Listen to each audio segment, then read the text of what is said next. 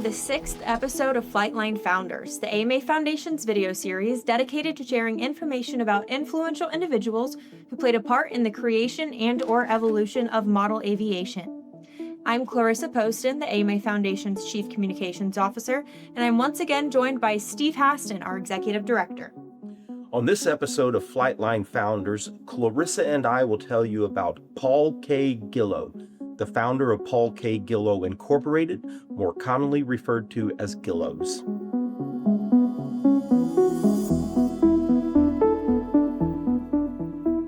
Paul Guillow, a name I'm sure many of you know, is best known for his work with stick and tissue model aircraft.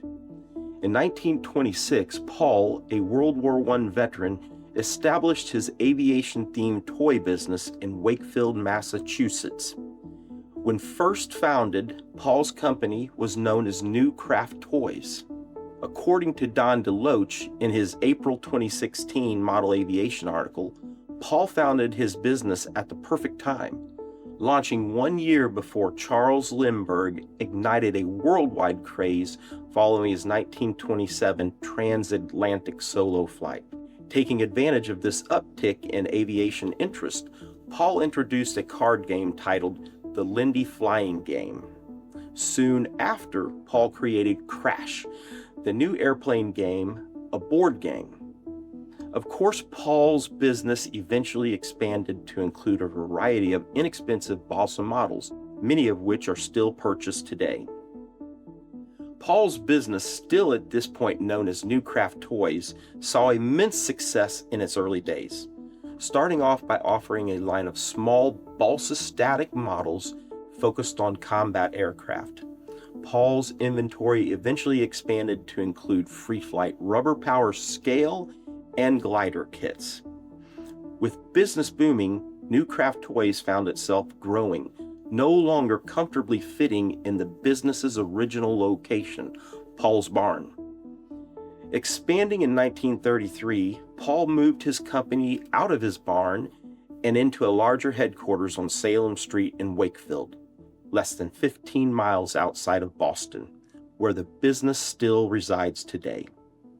Now, Clarissa will tell you a bit more about Paul himself, his family involvement, and how Paul's business continues to grow to this day.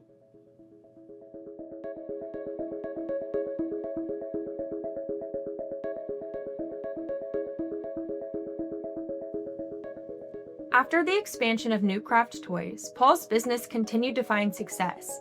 It was around this time that Paul chose to rename his company to Paul K. Guillow Incorporated. As mentioned earlier in this episode, Paul's business became widely known as Guillow's. Throughout the years of running his business and growing his product inventory, Paul's experience and knowledge of model aircraft continued to grow. What better to do with newfound knowledge than share it?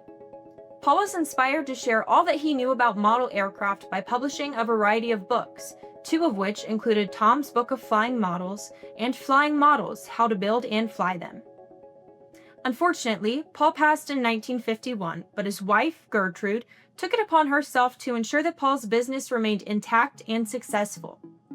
For 35 years, Guillow's was a family-run business. Gertrude served as president and treasurer, while Paul's brother Roscoe, in addition to a gentleman named Earl Smith, served as company officers.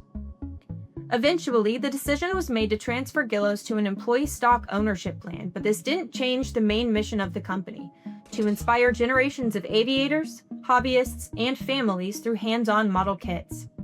With ample success, Guillow's began consuming its competitors in business, acquiring Tiger Incorporated and Comet in the mid to late 1990s.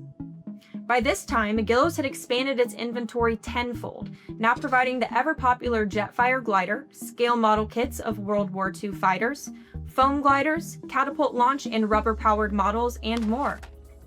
In addition to an expanded inventory, Guillow's began exporting models internationally and offering online sales. Since inception, Guillow's has done nothing but prosper. The company celebrates its 100th anniversary this year, and we can't wait to see what they have planned. Paul's impact on our hobby was and continues to be immense. His vision for Guillow's has come to fruition, and his work has gone far in growing our hobby into what it is today, especially related to youth involvement. I encourage you to read more about Paul and Guillow's by visiting the company's website and reading his AMA History Project biography.